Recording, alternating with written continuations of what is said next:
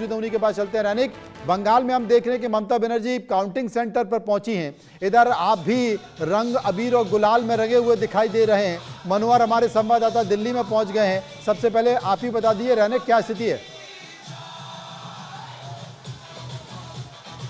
एकदम देखिए, Mamata Banerjee already Shekhawat memorial, जिस जगह पर ममता बनर्जी का काउंटिंग हो रहा है, उस जगह पे पहुंच चुकी है। और जैसे खबर मिल रहा है, कुछ देर पहले जो खबर मिल रहा था कि ममता बनर्जी करीब 17,000 के ऊपर वोटों से लीड कर रही है, मगर अभी जो खबर मिल रहा है कि 12 राउंड के बाद ममता बनर्जी का लीड कमते हुआ नजर आ रहा है। ममता बनर्जी का अभी फिलहाल लीड है 7,000 के ऊपर लीड ममता बनर्जी अभी भी है, मगर 10,000 के ऊपर। अरे रैनिक, जरा पीछे तो दिखाइए, बड़ा जोरदार डांस चल रहा है, उत्साह चल रहा है, कार्यकर्ताओं को दिखाइए क्या कर रहे हैं वो। एकदम ही देखिए, एकदम उत्सव जो है वो चालू हो चुका है। पश्चिम बंगाल का ये जो बीजेपी ऑफिस है, बीजेपी ऑफिस का सामने का तस्वीर देखिए। एक तरफ रविंद्र संगीत बज रहा है, दूसरी तरफ रविंद्र संगीत के साथ साथ ही डीजे और गान ये सब चल रहा है। एक तरफ मिठाई बांटा जा रहा है, एक तरफ गुलाल उड़ाया जा रहा है। एकदम सेलिब्रेशन जो है वो चालू हो चुका है। सुबह 11 बजे से लेकर ये सेलिब्रेशन जो है वो चलता हुआ नजर आ रहा है। और देख ही सकते हैं कि किस तरीके से सेलिब्रेशन का माहौल जो है वो बना हुआ है। एकदम कोलकाता का जो बीजेपी स्टेट हेडक्वार्टर है, उस जगह का तस्वीर देखिए कि किस तरीके से दूर दूर से लोग आकर एकदम सेलिब्रेट कर रहे हैं। बहुत सारे लोगों के हाथ में जय श्री राम का झंडा, बहुत सारे तो बिल्कुल अब मुझे लगता है कि बंगाल के कई इलाकों से इस तरह की तस्वीरें निकल आ गई। मनोहर, देश के प्रधानमंत्री 6 बजे संबोधित करने वाले कार्यकर्ताओं को, लेकिन सबके मन में अब एक ही सवाल, क्योंकि बीजेपी की भारी बहुमत के साथ सरकार तो बन चुकी है, अब क्या नारी शक्ति वंदन अधिनियम को ध्यान में रखते हुए बंगाल से महिला मुख्यमंत्री का संकेत निकलेगा या फिर चेहरा पुरुष का होगा? देखिए, राजनीति में कुछ भी हो सकता है, लेकिन सबसे पहले मैं आपको बीजेपी हेडक्वार्टर से आपको दिखाता हूं मनोज जी। यहाँ का अगर आप नज़ारा देखेंगे तो प्रधानमंत्री नरेंद्र मोदी यहाँ से सीधे आएंगे और यहाँ पर उनके लिए पूरी कॉरिडोर बना दिया गया है, सुरक्षा कड़ी कर दी गई है और साथ ही साथ उनके स्वागत के लिए जो है सो गुलाब की जो पंखुड़ियों की जो बारिश होती है, जिनसे उनका अभिनंदन किया जाता है, वो जगह जगह लगा दिए गए हैं। देखिए, ये जो गननुमा जो आप देख रहे हैं, ये गुलाब की पंखुड़ियाँ जो है सो सीधे ऊपर की ओर जाएगी और उनका ज़बरदस्त स्वागत किया जाएगा। और इसके साथ साथ अगर आप देखेंगे हर जगह प्रधानमंत्री नरेंद्र मोदी के कटआउट भी लगे हुए हैं। और इसके अलावा मैं बात करूं, जिस साइड से प्रधानमंत्री कार्यकर्ताओं को संबोधित करेंगे, जहाँ पर हर बार चुनाव के नतीजे आने के बाद प्रधानमंत्री करते हैं, तो यहाँ पर आप देखेंगे कार्यकर्ताओं में जोश है, उत्साह है। और साथ ही साथ यहाँ पर आप देखेंगे तो एक झाल मुड़ी का स्टॉल भी लगाया गया है। झाल मुड़ी राजनीति का केंद्र हो गया है। हर बार हम देखते हैं हरियाणा चुनाव में जलेबी राजनीति का केंद्र हुआ था, लेकिन इस बार बंगाल चुनाव में प्रधानमंत्री नरेंद्र मोदी ने झालमुड़ी खाई और ये झालमुड़ी ऐतिहासिक जीत के बाद यहाँ पर झालमुड़ी का स्टॉल लगा हुआ है। ये आप देखिए, यहाँ पर लगातार लोगों को झालमुड़ी दी जाती है और झालमुड़ी भी बहुत स्पाइसी है। स्पाइसी है बिल्कुल, ये झालमुड़ी तो कमाल है जो दीदी को गए।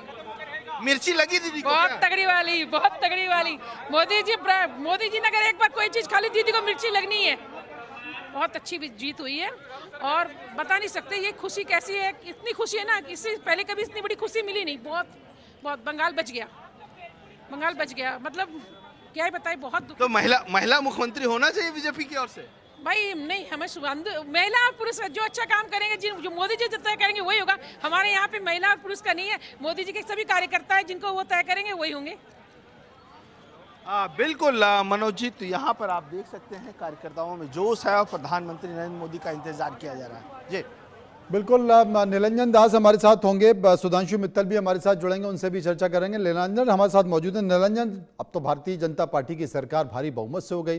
कुछ दिनों पहले हम चर्चा भी कर रहे थे, आपने कहा था कि लगता नहीं है दूर दूर तक, ये बड़ा ऐसी स्थिति हो गई। और उस समय बदलापुर की भी बात हम लोग कर रहे थे। तो क्या माना जाए, सरकार बीजेपी की आ गई, टीएमसी के कार्यकर्ता उनके भ्रष्टाचार और उनकी धमकियों का जिक्र बीजेपी नेता कह रहे हैं, याद दिला रहे हैं बार बार। अनम्यूट कर लो, आवाज नहीं निकल रही है। हाँ, मेरा आवाज आ रहा है? अब आ गया। हाँ, अब आ गया। हाँ, तो देखिए, जो पूरा रिजल्ट अभी तक नहीं आया है, काफी काउंटिंग अभी बाकी है, काफी जगह अभी बहुत सारे राउंड्स बाकी है, अभी 50% काउंटिंग भी नहीं हुआ है। तो लेट्स वेट, फाइनल रिजल्ट को आने दीजिए। हमको नहीं लगता कि बंगाल का जनता का ये मैंडेट हो सकता है कि बीजेपी को वो स्वीकार करे। और अगर ये करते हैं, अगर यही फाइनल रिजल्ट आता है, तो फिर हम समझेंगे कि ईसीआई जो कुछ करना चाहता था, जो कुछ मैं ईसीआई समझ गया, गत 6 मैं महीने समझ से गया। वो सुधांशु करना मित्तल चाहता मेरे साथ था। मौजूद है। सुधांशु जी, नीलांजू जी कह रहे हैं कि हमें नहीं लगता कि बंगाल की जनता ये निर्णय देगी। पैसे तो हमें लगता नहीं है, और अगर यही निर्णय लेकर आता तो फिर पूरा खेल ईसीआई का, चुनाव आयोग। तो एक हम लोग कहावत सुनते थे, अच्छा अच्छा गप गप और खट्टा खट्टा थू थू। तो अगर जीते तो हमारे पक्ष में हवा थी, और हारे तो इलेक्शन कमीशन ने हरा दिया।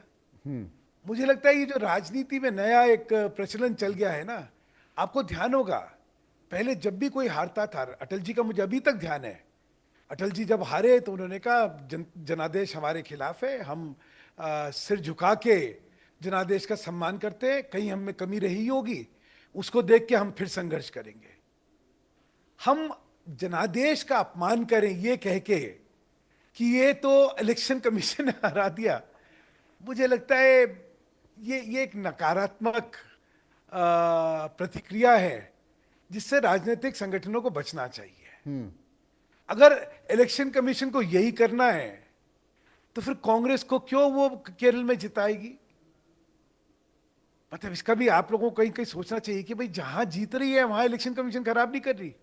और अगर इलेक्शन कमीशन का दुरुपयोग ही होना है तो हमारे तो प्रतिद्वंदी कांग्रेस है ना, तो हम तो कांग्रेस को हरवाने के लिए कहीं भी उसका दुरुपयोग करें। लेकिन ऐसा होता नहीं और ये सत्य नहीं है। सुप्रीम सर्वोच्च न्यायालय में जाके ये प्रश्न रखा गया है, सारा एसआईआर की प्रक्रिया का निरीक्षण करा गया है, और बिल्कुल थ्रेडबेयर जिसको कहते हैं, बिल्कुल बारीकी से हर आयाम देख के फिर सुप्रीम कोर्ट के निर्णय के हिसाब से ये सारी प्रक्रिया हुई। आज अपने दोषों को नजरअंदाज करके उसको मरना इलेक्शन कमीशन पे, चुनाव आयोग पे, ये बचकानी बात है। मैं 2-3 चीजें हूं इस सारे चुनाव से देखना चाहता हूं मैं। देखिए, ये बंगाल की हार टीएमसी की, इसने मुस्लिम तुष्टीकरण की राजनीति और सांप्रदायिक राजनीति जो होती है मुस्लिम तुष्टीकरण को लेके, उसका अंत कर दिया है।